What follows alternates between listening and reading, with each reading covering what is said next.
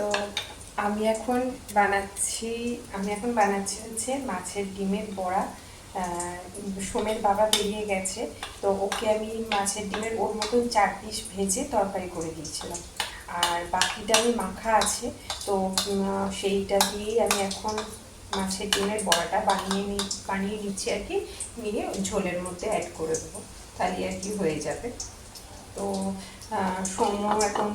সৌম্য স্কুলে চলে গেছে। আর এই গরমে না মাছের ডিমটা খেতে ভালো লাগে না, মানে খাবার পরে বিকেলের পর থেকে তখন একটা সেই মাছের ডিমের বড়ার একটা ঢেকুর ওঠে। তো তার জন্যই মানে আমার এটা সমস্যাটা হয় একটুখানি। তো ওই জন্য গরমকালে ভালো লাগে না খেতে, শীতকালে বর্ষাকালেই ভালো লাগে। আবার বর্ষাকালে তখন আবার সেই মাছের ডিম তখন আবার মানে ইয়ে হয়ে যায়, খেয়ে খেয়ে অনেকটা আর কি আর ভালো লাগে না খেতে। তখন আমরা অ্যাভয়েড করি, প্রথম প্রথম খাই, তারপর আবার আর নিই না। আর কলকাতায় যেটা হয়, মাছের ডিমটা না নিলে বা মাছের মাথাটা না নিলে তার টাকাটা রিটার্ন করে দেয়, কত ওয়েট হচ্ছে সেই অনুযায়ী রিটার্ন করে দেয়, কারণ ওখানে মাছের মাথাটা কেনে বাঙালিরা। আর এখানে মানে বাঙালিও আছে, নন বেঙ্গলিও রয়েছে। তো যারা ননভেজ খায় আর কি, তারা তো মাছের মাথা শুধু রকম কেনে না, কারণ মাছের মাথাটা তারা অ্যাভয়েডই করে। আমরা যেমন চচ্চড়ি ফচ্চড়িতে দিই, তো ওরা খায় না। তো তার জন্য এখানে ডিম যদি নাও মানে মাছের সাথে যে ওয়েটটা হবে ডিমটা কেটে তার টাকা ফেরত দেবে না, মানে ডিমটা যেটা হচ্ছে সেটা দেবে না, মাথা না নিলে মাথারও টাকা ফেরত দেবে না। তো ওই জন্য মাঝে মাঝে নিই মাছ, মাঝে মানে মাথাটা নিই, মাঝে মাঝে মাথাটা নিই না। আর ডিমটা এখন অনেকদিন বাদে হলো, তো ডিমটা নিলাম, মানে অনেকটাই বড়, 2.5 কেজি মতন মাছটা হয়েছিল বলে ডিমটা হয়েছে। তো তাই ডিমটা আর কি আজকে করলাম, কদিন মাছটা হচ্ছে আজকে ডিমটা করে দিলাম। সময় বাবা তো খুব খুশি, সে সকালবেলা টাটকা ডিমের তরকারি, মানে মাছের ডিমের বড়া আর কি। তারপর পটলটা এখানে রেখেছিলাম কেটে ভেজে দেবো, সেটার টাইমে হয়ে ওঠেনি। তো চলুন তাহলে এই আর কি, এইভাবেই ব্লগটা আজকে স্টার্ট করলাম। আর আজকে না সোমের বাবার আজকে, দাঁড়ান হাতে নিই ফোনটা, সোমের বাবার আজকে হচ্ছে তাড়াতাড়ি হয়েছে, মানে আজকে বসে একটুখানি চা খেয়ে, আজকে আমাদের কলকাতাতে ভোট 29 তারিখ, আজকে চাটা খেয়ে একটুখানি টিভি দেখে তারপরে গেছে, মানে 7টা 10-এও আজকে রেডি হয়ে গেছে। তো আমাকে বললো একটু চা করে দিতে। অন্যদিন চা তো বিস্কুটটাকেও হাতে নিয়ে ওকে যেতে হয়, এতটাই দেরি হয়ে যায়। 7টা 25 ওর গাড়ি আসে, এখান থেকে 7টা ওই 22-23 মতন বেরিয়ে গেলে, পেছন দিকটা দিয়ে গেলে 2 মিনিট মতন লাগে মেন রাস্তায় যেতে। তো এই যে আপনাদেরকে দেখিয়ে দিই, মাছের ডিমের বড়া ভাজা হচ্ছে, আর এখানে তরকারিটা হয়ে রয়েছে। আর এখন বাজে হচ্ছে সকাল 8টা, মানে 8টা কোনো বাজেনি, 5 মিনিট বাকি আছে। তো এই আর কি, এইভাবেই আজকে ব্লগটা স্টার্ট করলাম, একটা মানে অন্যরকমভাবে রান্নাটা সকালে করতে করতে। আর বাকিটা যে রান্না থাকবে সেটা রান্নার যে আমার আসেন মেড, উনি এসেই করে দেবেন। আর আমি এটা আর কি করে রাখলাম, কারণ ও 3-4 রকমের পদ তো করবে না, 2 রকম থেকে 3 রকম করবে, আর রুটিটা করে দেয়। আর আজকে রুটিটা ভাবছি করাবো না, আজ একটু থেপলা করাবো, মাঝে মাঝে থেপলাটা খেতে ভালোই লাগে। তো চলুন তাহলে, পারলে আপনাদের সাথে কোনো একটা ব্লগে থেপলার রেসিপিটা শেয়ার করব, উনি যখন করবেন আমি দেখিয়ে দেবো। তো চলুন তাহলে আজকের ব্লগটা দেখতে থাকুন। তো hello everyone, welcome back to my channel. আশা করি আপনাদের সবাই খুব ভালো আছেন, সুস্থ আছেন। আর আপনাদের সাথে শেয়ার করলামই যে আমি এখন সকালবেলা উঠে, এখন বাজে হচ্ছে 8টা। ওই তো মানে রান্নাগুলো করা আর কি, মানে রান্না সব হয়নি, মানে মাছের ডিমের বড়ার তরকারিটা করলাম। আর এখন আমি নিয়ে বসেছি হচ্ছে ব্ল্যাক টি, চা। আর সকালবেলা সোমকে এই যে এখানে যেগুলো দেখতে পাচ্ছেন, এগুলো হচ্ছে সব আয়ুর্বেদিক ওষুধ। এইটা তো ইনফ্যাক্ট পুরো ভর্তি আয়ুর্বেদিক, এই সর্দি কাশির জন্য প্রচুর তো অ্যালোপ্যাথি দেখানো হলো, তো তার জন্য আয়ুর্বেদিক দেখালাম। দেখা যাক আয়ুর্বেদিক দেখিয়ে কতটা কী সুসার হয়, কতটা কী কমে। সোমের তো খুব কাশি হয়েছিল, তো তার সাথে ওকে অ্যালোপ্যাথির সাথেও আয়ুর্বেদিকটা আমি দিচ্ছিলাম। আয়ুর্বেদিকে যেহেতু কোনো সাইড এফেক্ট নেই, তো আয়ুর্বেদিকটা দিচ্ছিলাম। তো চলুন তাহলে এখন আমি চাটাগুলো খেয়ে নিয়ে তারপরে আপনাদের সাথে সারাদিনের ব্লগটা শেয়ার করছি।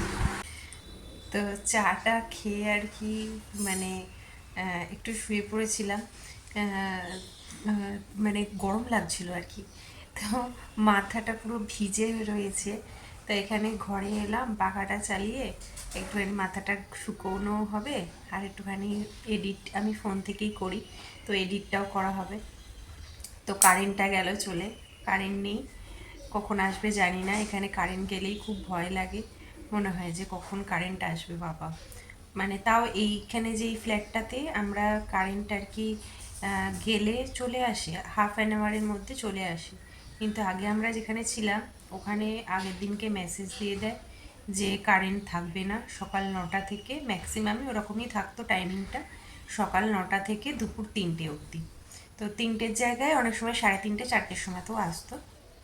তো সেটা আগে থাকতে মেসেজ দিয়ে দিত। আমাদের যে অনার ছিল উনি বলে দিতেন।